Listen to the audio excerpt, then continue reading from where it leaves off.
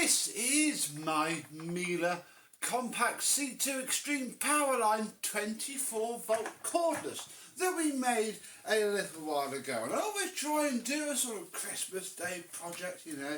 You can watch it while you're half drunk and very full with food. And I've been struggling a little bit this year, to be honest. Nothing sprung to mind. But then it came to me. We need to improve upon this pretty decent, very much not perfect, cordless vacuum cleaner of our own creation. And I think the best way to do that is to utilise some spare parts from machines what we have scrapped in the past. So, is this going to work? I don't know. But let's have a look and see if we can turn this into an electronic Powerhead cordless vacuum cleaner. Let's have a look.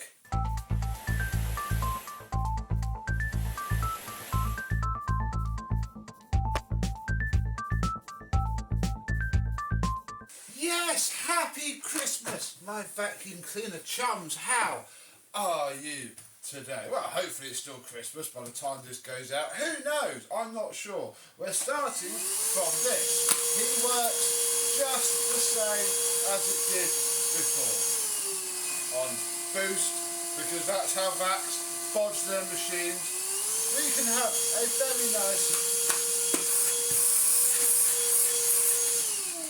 very nice working cordless cleaner, but of course it's not very powerful. The Vax Blade, bless it, for all of its faults, isn't very powerful by design. This needs a brush roll to go with it in order to clean the carpet. And yeah, I have this from that Bosch cordless that we had, that the battery was no good. I threw it away, but I kept this and the wand. And what better way to try and marry the two together? You may notice a wire. This is quite indicative of how perhaps well this might go. This is more about the implementation than the fact that will it work. I'll show you the test in a second. So yeah, I refurbished this, cleaned it up. This is the head with the stiff brush rolls. It was always a shame that the Bosch never worked. I was quite hoping to, use it and experience it. But alas, it did a cordless Bosch. And, well, it's not here. It ran perfectly, but it was not worth putting a battery on it. So, keen eyed you amongst you may have noticed that there isn't really anywhere to plug anything in. This isn't the power-headed version of the Miele C2, which would have made things phenomenally easy. I still haven't got, at least to filming this scene, a bag holder. But we'll do that, and that fell down. We'll take that off. And then we may as well take off this entire top shell, because we don't need it, to run the machine. It runs fine. Yeah, the power head should come out about there. Problem is, being a C2, it's probably the worst machine to have tried this with. This is all single skin. There's nowhere to put a cable down there, and there's no knockout down there either, because again, the one with the power head I think had a different type of chassis. So, I'm thinking we're going to come out here and literally come out smash bang into the top of the shelf. Leave enough flex for the cable to fall into this bit. I'm sure it will handle the raw exhaust power of our 24-volt Vax Blade motor. Let me get the top shell off for you,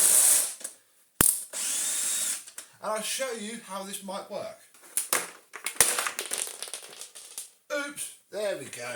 We'll put the release valve back together later.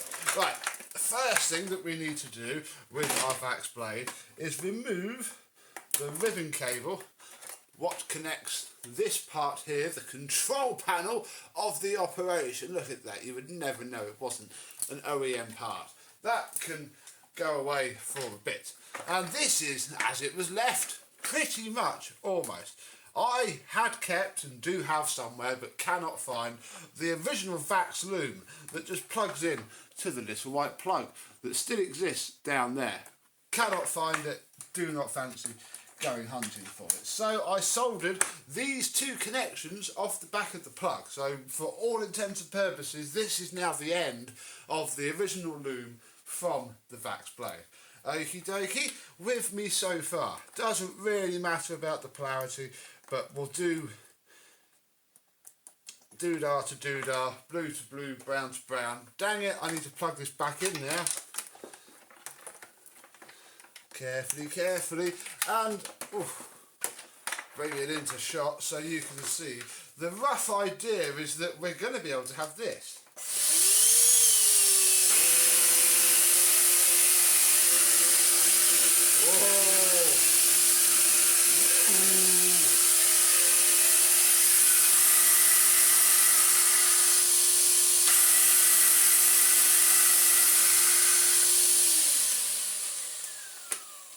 Works, acts, thinks like it is still a Vax Blade, and I'm hoping that is a key to making this just a really simple little modification. So, in order for us to come down here, if we in fact we can unconnect these for now. And in fact I can unplug these just fit really nicely into the OEM connectors, but it was a pain to pull out and put back in. So you can go back into the handy box, and yeah, what we effectively should do now is hack a hole down here so that we can bring a cable up into there.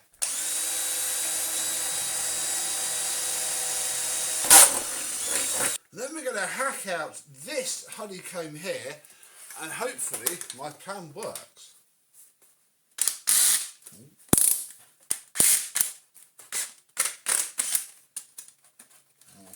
Not quite as nicely as I'd imagined, sadly.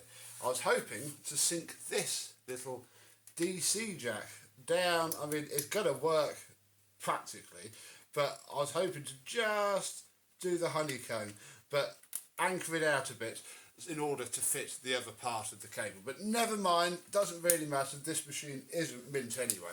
What I'm going to do now is effectively solder this wire to this plug, put 2 males on the end, leave a bit of length, and we should be able to plug the whole loom in and move on. And with the hot glue being quite warm still, I can show you how I think this is going to work. You will see the user side of the procedures. Now I thought we'd just try and keep it simple with a nice, there's still hot glue all over, a nice little right angled DC jack. You can see what I was trying to achieve. Look, I sunk that in there, and I'm going to put this back in because it is sort of holding that in place whilst the first massive splodge of hot glue dries. Yeah, there we go. That shouldn't go anywhere at all. This then disappears through our hole, and then it's all a bit difficult now. Thought that ribbon cable was a bit of a faff. We've now got this, which just terminates 2 spades. Hopefully I can fiddle them onto there, drop the whole thing down, and then we can move on to the second step. The perfect amount of length to go up with the top, and then if you're a bit careful and feed it down, you won't be in and out all the time. It will just sit there like so, and once the hot glue has dried, I put more on, and I feel safe to take this out without the whole thing falling out, that will be good. Now, what are we going to do with this? This is the hose that I bought from eBay for this machine. Now, obviously got to connect from there somewhere up the hose, and I'd quite like to try an internal wire in at least the hose, because I think that's A, very fancy, B, something I quite like to do on my Electrolux Automatic G one day. So this could be a very good test, because nothing here is valuable if it goes wrong, and it's something that hopefully you could possibly do as well. Now this is a swivelly hose, so sadly the swivel starts, the swivel starts from about there. I can see it inside. So what I'm actually wondering is, the problem is it's still going to swivel and I can't put a lock on it, so it's just going to have to sort of twist itself up inside, or I am going to possibly glue this end together. But looking at how that goes there, I reckon just a nice little hole, possibly. Does this come off even more? I think this comes off even further. I think just basically a nice little hole somewhere in there before the pivot, so it goes up and isn't truly affected by it swivelling, because it only swivels that way. it only swivels that way, not the other way.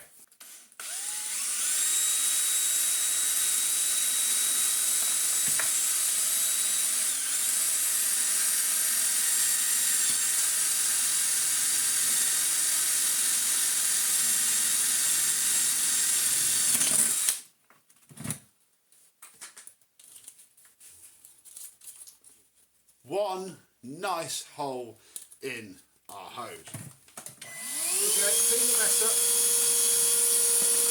Oh, I should have had it on while I drill. I mean, it's a bit of an airy now, admittedly, but that should be fine. And, I'll tidy that cut up in a minute. I've sort of tried to angle it. The idea is that the cable will come out of it, and I mean, this will be soldered together and heat shrunk, and it will just sit like that, and it won't move at all because it goes up the hose. And that now makes me have to think about this end, because I think I'm going to have to feed it from this end down. Now, because this swivels and this swivels, but we're bypassing this swivel, I'm going to try and bypass this swivel as well. And I think the way I want to do that is, again, drill a small hole because I can seal it up more easily coming out of here, and then in theory the hose can swivel around there. Now, is this hole too big or too little? This hole's actually a bit too big. I'm going to go down a drill size to I've got them down here, look, a 5mm here, and get that drilled and feed the wire through. We'll leave a buttload of excess on this end because, as this scene, I haven't quite worked, well, I have worked out, I can't find them, what I want to do on this side. So we'll come back to this in a second, although I have to pay a bit of attention as to where I want this to come out. Oh, folks, I found it. We're going to come out under there, look. We're going to come out of there. This is the valve on this stupid bent end. If we come out from under there and I drill through here, I can almost pop out at a nice angle here. That could work very well indeed. Some short time later, and hot glue is drying. It's on the heat again now, because this is the sort of main bit that will poke the cable out. I'm going to stick a little drop on the inside of that, and then we've got to come onto this end, which has, you know, some issues with the wire. And I was trying to work out what to do. I even drilled myself a little side hole, so I'm going to put something on the side. But then I thought, as powerful as this machine is, it probably doesn't need a full-blown release valve. There was some way that we could perhaps take the rubber bung from inside of our existing one, stick it on there, and, you know, glue it in. I could then take this figure of 8 IEC connector that will mate very well with this soon to be scrapped figure of 8 IEC cable, and then with just a little bit of fine tuning, and it looks like garbage at the minute, but it's see-through. All I've done is just encased this in hot glue, which should sit there, and, you know, I can still rest my thumb there once this dries and doesn't burn me. I'm hoping that's it. The hose is nice and loose inside of here. Both ends should turn without too much issue, and then at least turn back. You know, I'm going to feel it tightening up and then perhaps have to sort it out, or I can just turn the hose. As long as I just turn the hose from this end, it's not too bad. I think it's got potential. Hopefully, now that that is plugged in there, obviously this is going to need several hours to dry before we can do anything with it. It needs to go non-see-through. Yeah, and then I can tidy it up. So, with our one-of-a-kind electronic hose done, I'm going to say, we can move on. Now, I've purposely tried to leave it, you know, quite basic at the end. And that is because this is quite a bespoke fitment, annoyingly. Oh, and yes, it is supposed to do that. I did work it out. I do have the wand, and, you know, if it was going to be as simple as just click, in it goes, well, that's a horrible fitment anyway, we would be good, but this very much isn't a 32 or 35 or anything really fitment. It doesn't quite work. What does work though is that you can shove a 32mm wand into the floor head itself. You can't do it to the wand, but you can do it to the floor head end. So my idea being that this poor sacrificial figure of 8 cable that once probably powered a nice video player or a laptop or a DVD player is about to die. I'm going to have to be crafty here, because as much as, you know, a standard 2-wand metal Henry setup is pretty de facto standard, I don't want to limit us to that. I can't plug stuff into that end either. So, if we assume that that is plugged in, and we need to go down to there, and that a bit more for luck, because we can, you know, tie it around here. This will then enable me to fit, you know, sort of 32mm extendy tubes. I'm calling it. We are going to chop it there. Obviously that's no use anymore. But how are we going to wire this up? Because obviously we have this here. Well, I'm not thinking of a removable connection.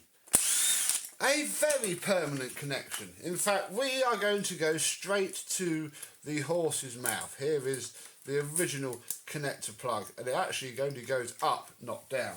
So, oh, I don't actually have any snips. That's annoying. We can probably just rip the wires off of the plug, like so. And that bit comes up. So, this is where our cable will go. I suppose I should run that now. So you're going to go into here.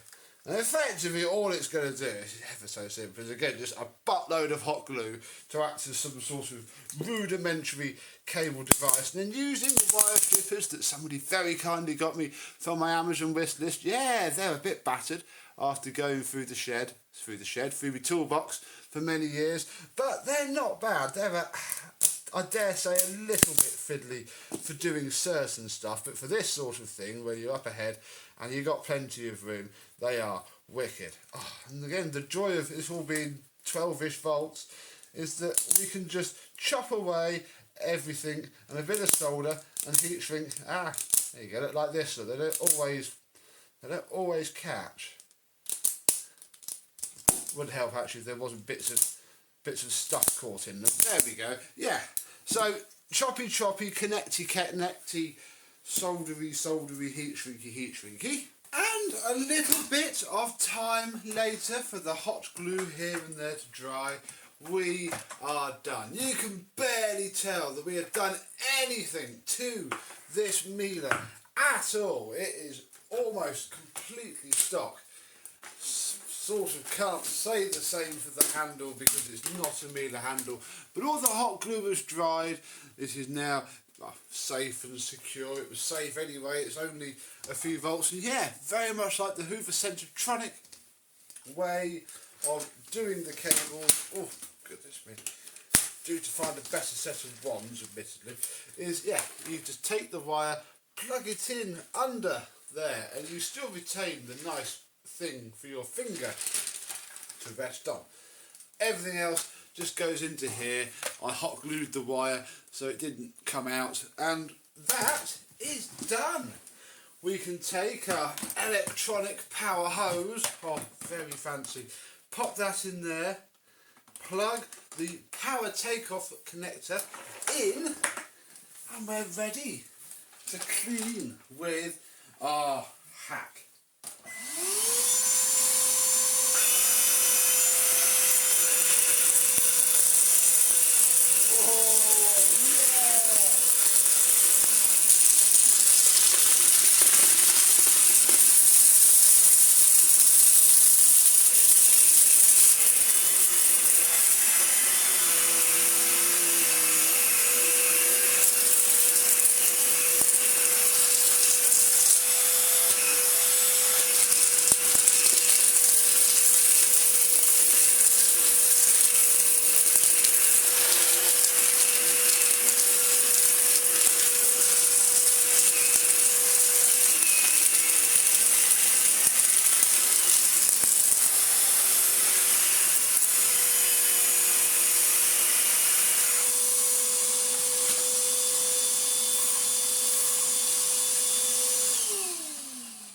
It's just like a real Vax Blade. It rattles stuff around the head because it just lacks the airflow to pick it up as well.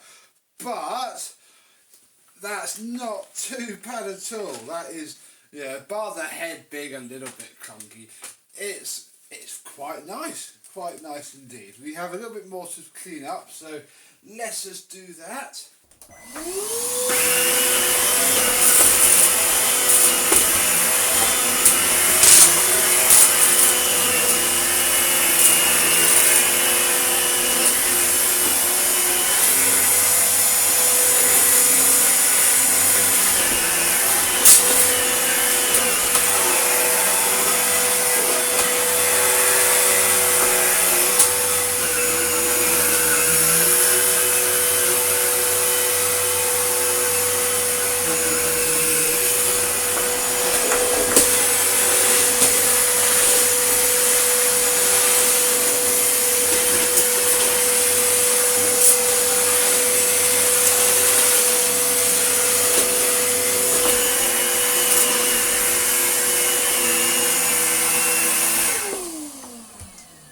Well, that works very, very well indeed.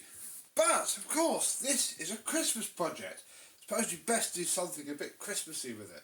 A couple of days after filming that last segment, we got our Christmas tree. Look at it, all nice and, you know, it was alive. A real Christmas tree. We had one last year and we've got one this year, but yeah, Phoenix doesn't go near them, and that's mainly why we had them. And I thought, what a great test for our Cordless Miele. I mean, a Vax Blade probably would pick this up as well, but we have an improved floor head. The bag has some dirt in it, but isn't completely full. Let's see if it'll pick all this mess up. I've been shaking this all around, all my fingers are itchy. I think it's good enough. Let's see if our creation can cope with some real mess.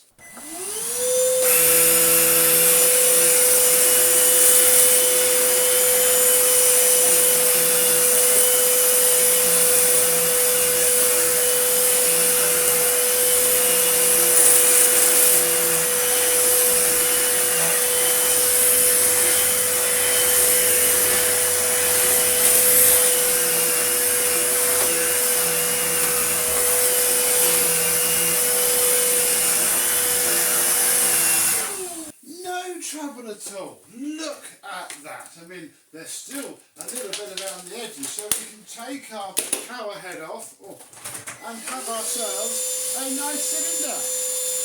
Oh, it's not quite as good, and it's also running on boost. And if we take it off boost, yeah, it's doing it. But a lot of the action does need to happen with this Powerhead, so we'll pop this back on. Gosh, it is very long. We can make it a lot shorter by doing that and ignoring the cable. Let's try and pick this up, but without boost.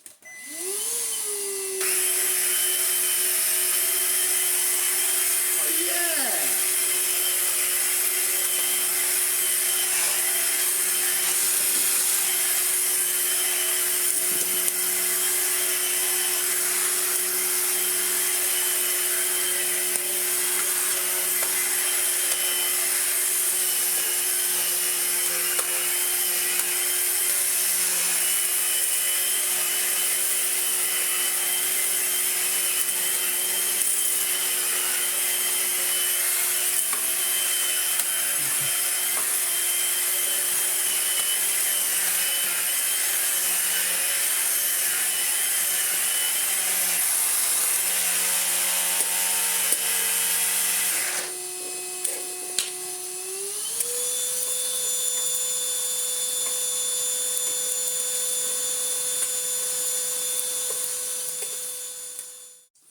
One area that we shouldn't overlook though is the hard floor, because yeah, this doesn't have its little rubber flappy that it should have at the back. So yeah, we need to be a bit careful. We'll try this in low, just for a laugh.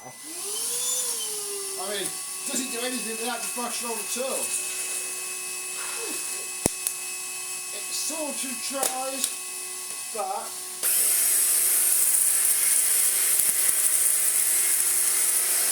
not kicking anything back.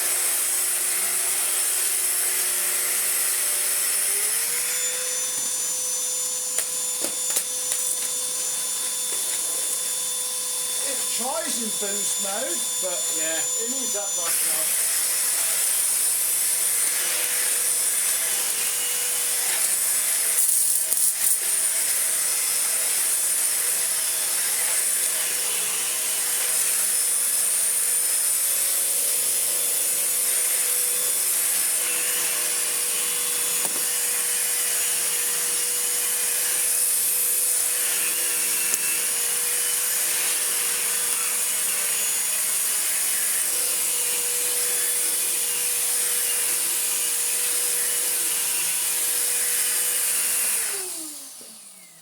So there we go. My cordless Miele now has a very nice electronic hose. I mean, certainly this bit upwards I'm very happy with. This is quite a nice end to use anyway, and especially now we have a nice plug to fit our power nozzle to. You mustn't do it this way with 240 volts, because essentially those two pins are live. They're just live with like 7-8 volts of DC or whatever this is, 12 volts, rather than 240. So yeah, you couldn't do it this way round otherwise. We'd have had to sort of fudge a male end on there and then have the female end on there. But we could do it, and yeah, the hose still seems to rotate absolutely fine. You can hear it rattling, that is good. The day it stops rattling is the day that it needs to be unwound. This works really well, so it's a little DC jack and the whole hose comes out. So this is a very nice power hose. You know, we can plug other stuff into there as well if I wanted to. I'll charge my phone off of it. That would be pointless and cool. Yeah, this bit, I mean, this isn't the best head anyway. I'm sorry, the people that love this head. I mean, it is very good, just this particular example. And again, I couldn't find anything to suggest that this level of movement isn't normal. But yeah, it helps so much. It needs this. This probably kicks the dirt up to about there. And then the suction from this takes over. And yeah, this has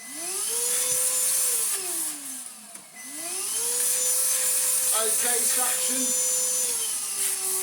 I mean, it's there.